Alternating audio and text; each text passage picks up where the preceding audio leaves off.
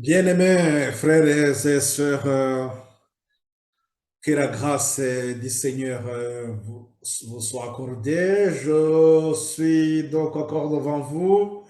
Je reviens faire cette étude, la suite de ce que nous avons commencé, l'Apocalypse 18, le message d'ordre de trois anges et l'Apocalypse 18. La fois passée, nous avons vu cette première partie. Et là, cette première partie du message de trois anges et l'Apocalypse 18, nous avons vu que donc c'est la dernière ligne de réforme. Nous avons essayé de euh, voir les grandes lignes, nous avons essayé de tracer, voir même ce qui va se passer à la fin. Et nous nous sommes posé beaucoup de questions. Et ces questions, c'est de savoir quand est-ce que le message du troisième ange sera amplifié. Et ce qui revient à dire tout simplement, c'est quand l'Apocalypse 18. Nous avons vu qu'il y a d'autres événements, bien sûr, et qui vont accompagner l'œuvre à la fin des temps. Nous avons évoqué le troisième malheur. On s'est dit, mais c'est quand le troisième malheur? Nous nous sommes posé la question aussi par rapport à la pluie de l'arrière-saison. Nous avons pensé aussi au scellement. Quand on nous parlait de 144 000, tout ça sont des questions que les gens devraient se poser. Il y a la loi du dimanche, l'épreuve qui nous attend. Tout ça sont des questions que nous nous posons pour comprendre le temps que nous vivons. Rappelons-nous que nous venons de terminer une série sur la parabole de vigneron dans la vigne du Seigneur, Matthieu 20. Et nous avons vu qu'à la fin, il y a aussi les ouvriers de la 11e heure qui vont travailler une heure. Et ces ouvriers de la 11e heure, nous devons aussi analyser tous ces éléments avec l'Apocalypse 18 et comprendre réellement ce qui se passe. Donc, cette étude que nous avons, la deuxième partie que je vous propose, nous allons voir cette dernière ligne de réforme autant marquée. Pourquoi autant marqué? Le message de trois anges ne dépendait pas de la volonté d'un groupe de personnes ou des dirigeants d'une église ou je ne sais pas qui, mais c'est le ciel qui marque le temps de message. C'est Dieu qui donne la lumière à son peuple au temps marqué. Rappelons-nous ce que nous avons lu, qu'à chaque période de l'histoire, Dieu donne un message approprié. À chaque période de l'histoire de l'Église, Dieu donne un message, donne une lumière appropriée, une lumière qui va aider son peuple à marcher de victoire en victoire.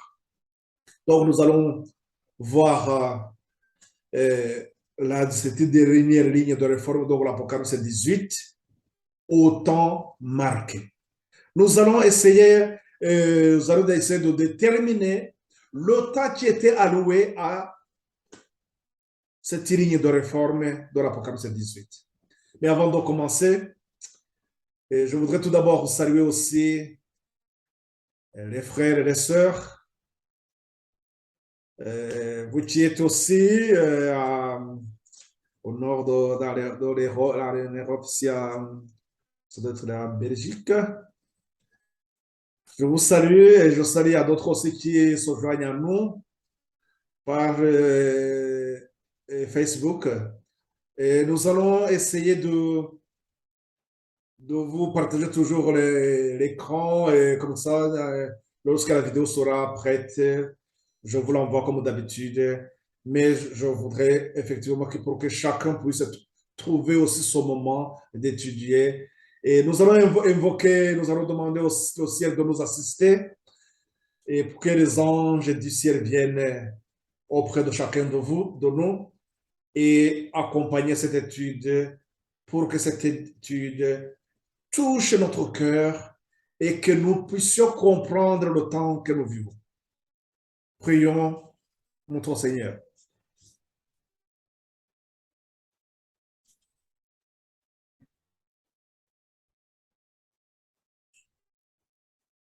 Éternel Dieu, notre Père, béni soit ton nom. Nous te sommes infiniment reconnaissants, Seigneur. Tu nous cesses de nous montrer combien ton amour est immense. Tu uses toujours de ta patience, Seigneur. Tu nous pardonnes et tu nous acceptes malgré notre indignité. Que ton nom soit loué, Père. Nous nous remettons dans tes mains. Veille, Seigneur, nous purifier pour que notre cœur soit prêt à recevoir ton Saint-Esprit, l'Esprit Saint dans un corps saint. Merci Seigneur de nous conduire dans la voie de la sanctification, que nos pas de chaque jour avancent, progressent dans cette expérience de croissance, de sanctification, Seigneur. Merci de continuer à nous accompagner dans ces études qui nous expliquent et qui nous montrent le temps que nous vivons. Je remets dans tes mains, Seigneur, ces frères et sœurs qui sont même dans les coins les plus reculés. Qu'il soit, Seigneur, béni par toi, qu'il soit nourri par toi. C'est toi seul, Seigneur, qui connais leurs besoins. Et moi, je suis un instrument. Merci, Seigneur, de m'utiliser et me consacrer comme une vase précieuse qui doit porter des choses sacrées. Merci, Seigneur, de bénir ce moment et de nous conduire dans cette étude. Que ton nom soit loué. Au nom et pour la gloire de notre Seigneur Jésus-Christ, nous te remercions, Père. Amen.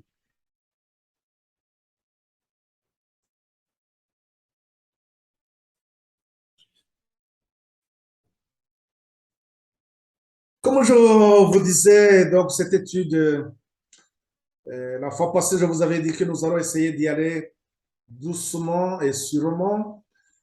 Et si vous vous rappelez bien, nous nous sommes arrêtés sur un point, donc là, nous nous posons des questions. Là, et il nous est bien dit que nous devons, ou bien nous sommes appelés à constater dans l'histoire l'accomplissement de la prophétie, à étudier les œuvres de la providence dans les grands mouvements de réforme et à comprendre la progression des événements dans le préparatif des nations pour le conflit final de la grande tragédie des siècles. Ce conflit final, j'espère que vous avez bien compris de quoi s'agit-il. Nous avons vu dans l'Apocalypse 17. Je ne sais pas si ça vaut la peine encore de vous relire ça ou si vous prenez vos Bibles, vous lisez ça. L'Apocalypse 17 au chapitre, au verset 12 à 14, il nous est dit que les 10 rois vont donner leur autorité et la puissance à la bête. La même bête aussi que nous avons dans l'Apocalypse 13, la même bête aussi que nous avons dans l'Apocalypse 14, qui a rapport avec le message du troisième ange, l'Apocalypse 14, verset 9 à 12. Le message du troisième ange qui nous met en garde contre la bête. Et il nous est dit que nous ne devons pas adorer la bête et son image. C'est une épreuve qui est devant nous, qui demande la fermeté de la part des enfants de Dieu. Il faut que ces enfants de Dieu soient affermis intellectuellement et spirituellement. Nous allons, dans cette étude, revenir sur cet affermissement, l'affermissement intellectuel qui a un rapport avec la croissance, un temps de croissance qui nous est donné, et il y a aussi l'affermissement spirituel qui a un rapport aussi avec la pluie de la saison qui vient renforcer, qui vient donner la force à son peuple. Donc le conflit, et quand on nous dit que les nations sont en train de se préparer à ce conflit final, pensez directement à ce conflit justement que nous avons dans l'Apocalypse 17, 12 à 14. Là, il nous est dit que les 10 rois vont donner la force, la puissance, l'autorité à la bête, et qui va combattre l'agneau, mais l'agneau les vaincra. Il les vaincra, bien sûr, il y aura ceux qui ont été appelés de purifiés, blanchis, et qui sont fidèles, qui seront avec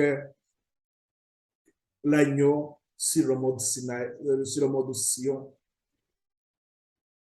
en train de chanter la cantique de Moïse, c'est la cantique de victoire.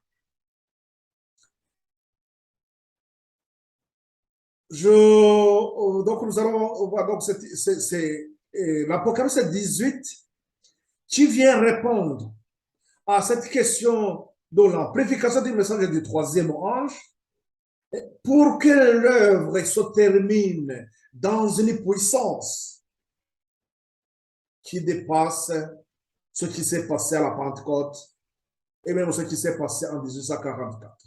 Rappelez-vous la dernière citation que nous avons lue dernièrement, dans cette première partie.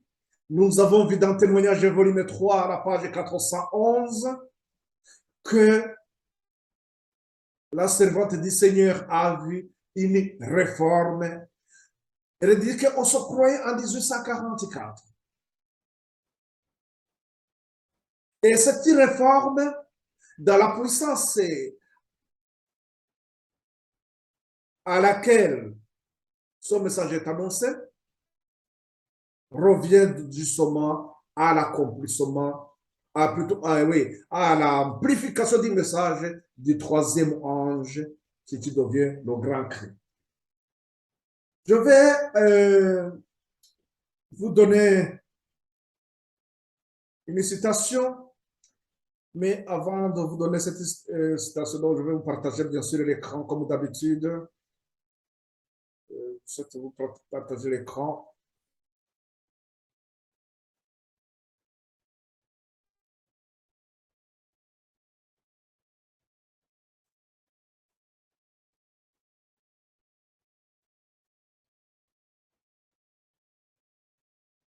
Bon, donc dans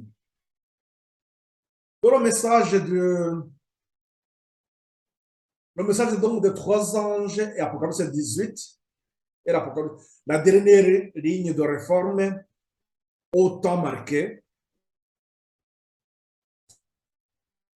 il nous est bien dit que c'est un au temps marqué, mais je vais encore vous renvoyer à la citation que la servante du Seigneur nous donne dans le message choisi, volume 2, à la page 134, deuxième paragraphe.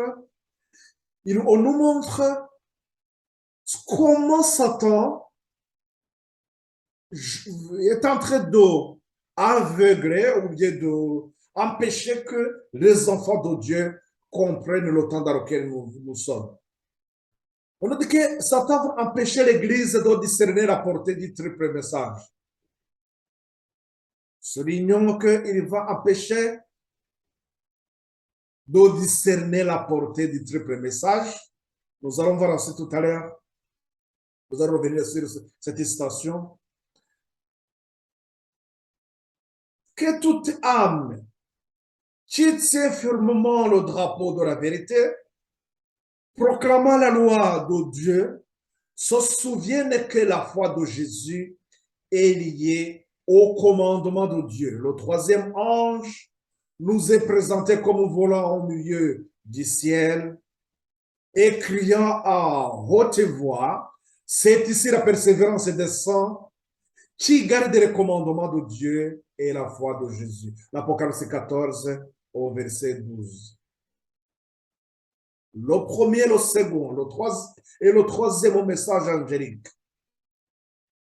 Le premier, le second, le troisième, donc c'est ça qu'on appelle le triple message, sont étroitement associés, sont étroitement liés. J'espère que là, vous vous rappelez bien quand on nous montre que ces messages sont liés, c'est parce que on ne peut pas avoir le message du deuxième ange si on n'a pas accepté le message du premier ange. Rappelez-vous que lorsque nous avons étudié ce message des trois anges, l'église de Sardes qui représente le courant des protestants, les protestants, qui ont refusé le message du premier ange, qui ont rejeté la carte de 1843, cette carte qui illustre les prophéties de Daniel et l'Apocalypse, le fait que de refuser cette lumière, ils ne pouvaient pas faire le message du deuxième ange.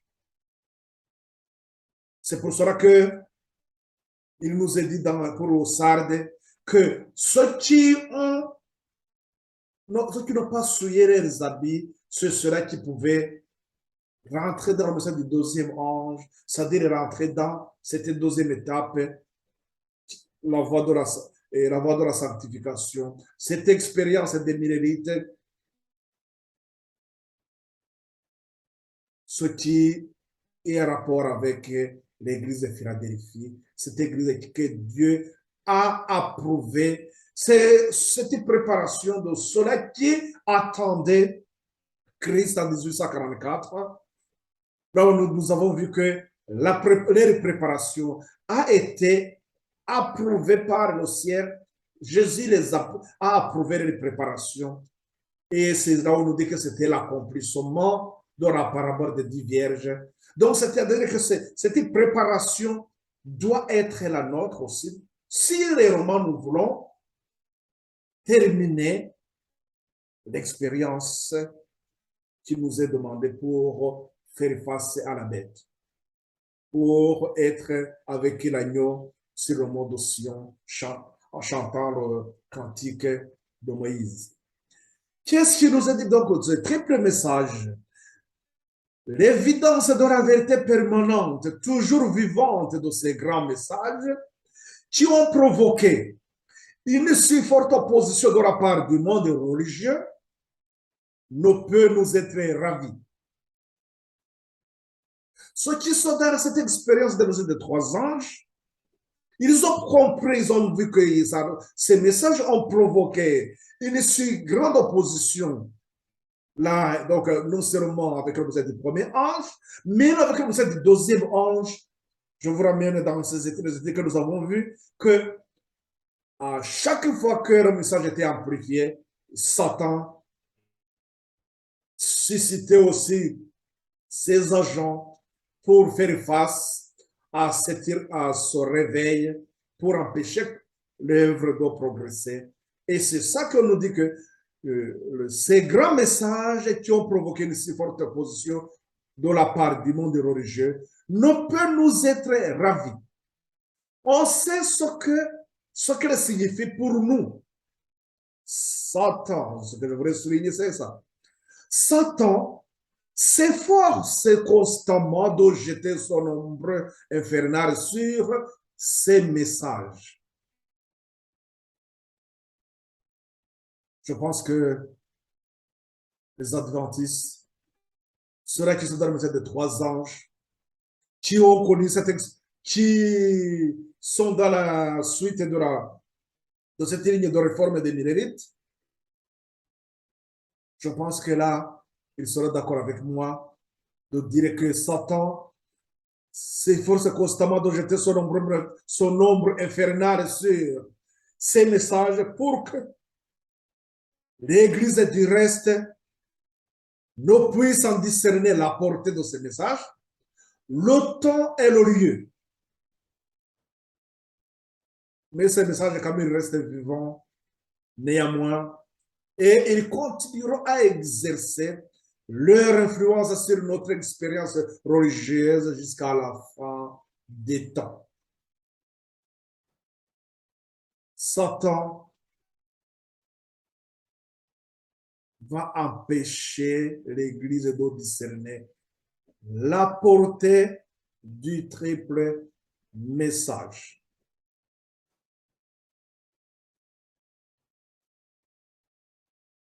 Nous avons une citation dans la tragédie des siècles. Cela, je ne l'ai pas mis en ligne. Et cette citation que nous avons dans la tragédie des siècles, le chapitre 21, on nous parle de l'avertissement rejeté. Ce message qui appelait les protestants à rentrer dans le message, dans la lumière de l'Apocalypse 14, donc cette ligne de réforme de l'Apocalypse 14 qui a été rejetée. Et c'est ce qu'on appelle donc son message a été rejeté. Dans ce chapitre 21, à la fin, nous allons trouver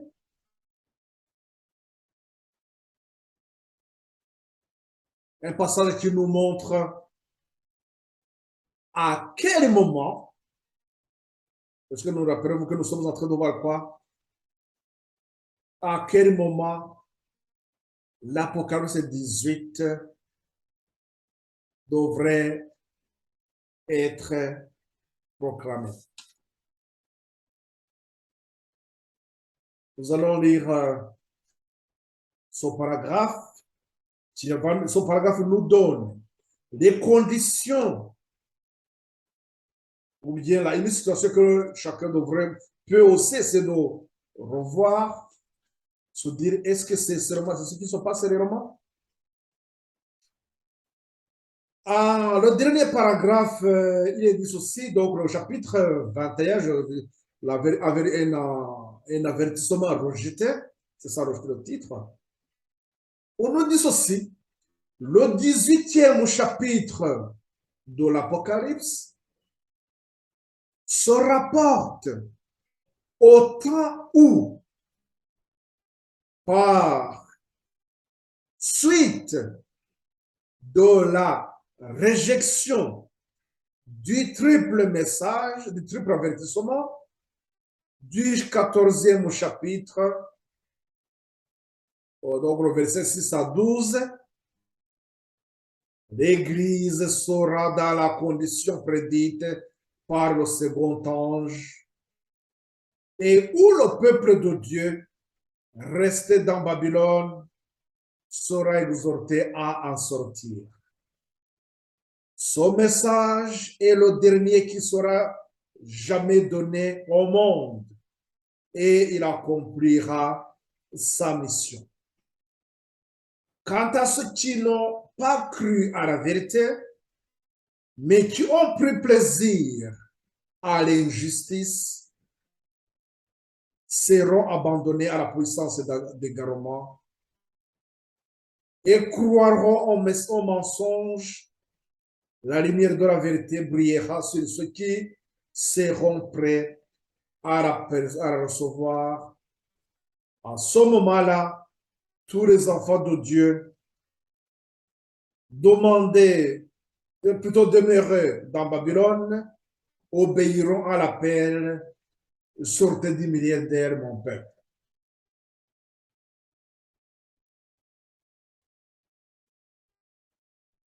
Cette citation nous donne une situation qui va prévaloir au sein de l'Église. On vient de nous dire qu'il y aura quoi? La réjection du triple message. Tout à l'heure, nous avons lu donc le message choisi, volume 2, à la page 134, au deuxième paragraphe, que Satan fera tout pour empêcher que l'Église du reste comprenne la portée de ce message, le temps et le lieu. Et ici, maintenant, nous voyons que ça devient encore beaucoup plus grave parce qu'ils vont rejeter complètement le triple message.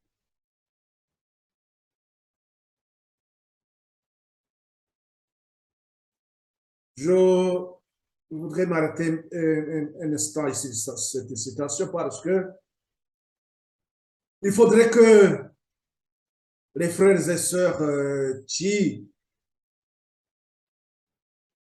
ont eu cette citation, que les enseignants aussi leur expliquaient, quand on lit ça, on voit qu'il s'agit d'un seul message. C'est comme si son message sortait du milieu de mon peuple. C'est comme donc c'est l'Apocalypse 18. C'est vrai, c'est l'Apocalypse 18. Or, dans l'Apocalypse 18, il nous est bien dit que il y a deux appels. Deux appels, pourquoi? Avant d'annoncer au peuple de sortir de Babylone, il y a d'abord une préparation. Et c'est-à-dire que son message qui annonce de sortir de Babylone, et pourquoi il doit sortir de Babylone? Je vais lire son message. L'Apocalypse, c'est parce qu'on nous dit que il va recevoir, ils doivent quitter Babylone, puisque Dieu va punir, il va verser son jugement sur ce peuple. Seconde.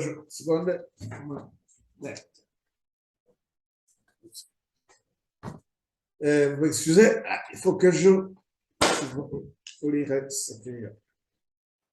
Donc, il est dit ceci, Apocalypse 18. Après cela, donc je commence le premier verset. Après cela, je vis descendre du ciel et notre ange qui avait une grande autorité, et la terre fut éclairée de sa gloire. Il cria d'une voix forte, disant, elle est tombée, Babylone la grande.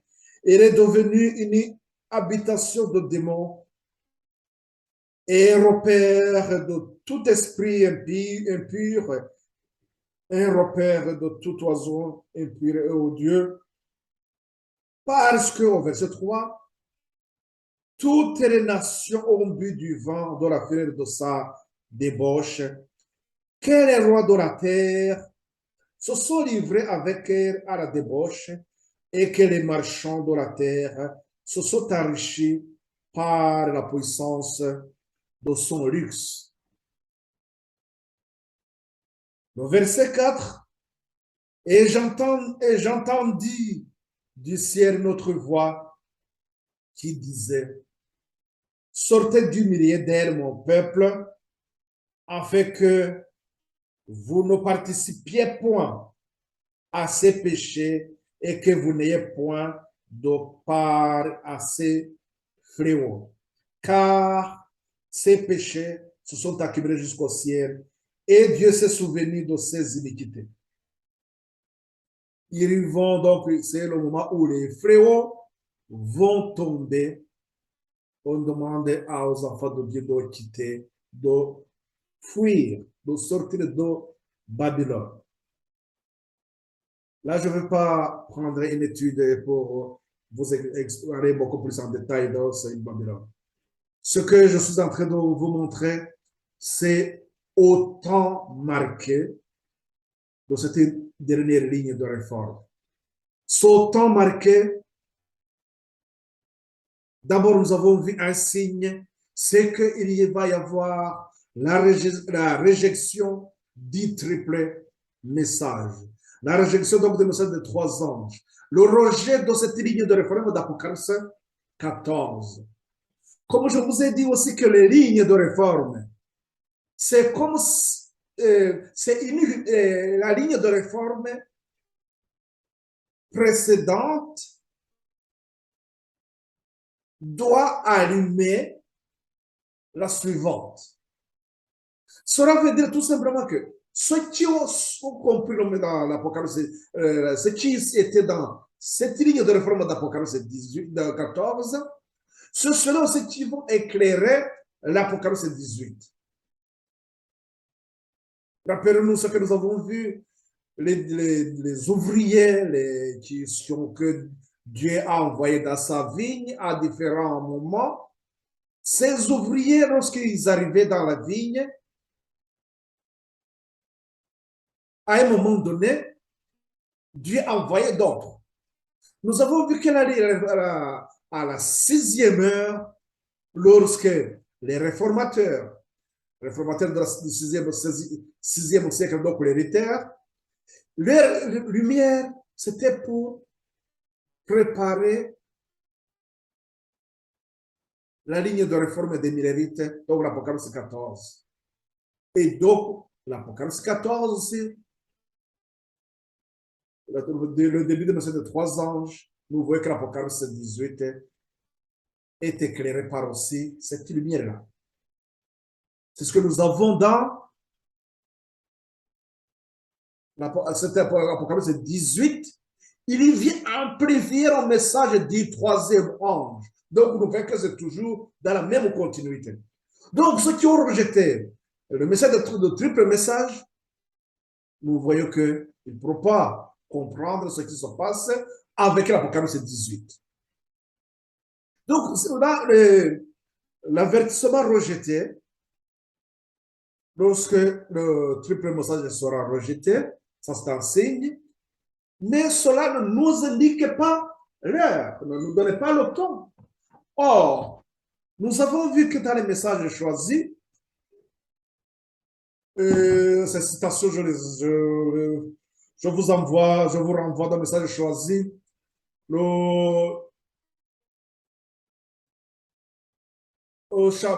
la page 120, c'est là où on nous donne le cadre de ces trois messages. Qu'est-ce qui nous a été dit? On nous a dit que la proclamation du premier, du second et du troisième message angélique a été située chronologiquement par la parole inspirée.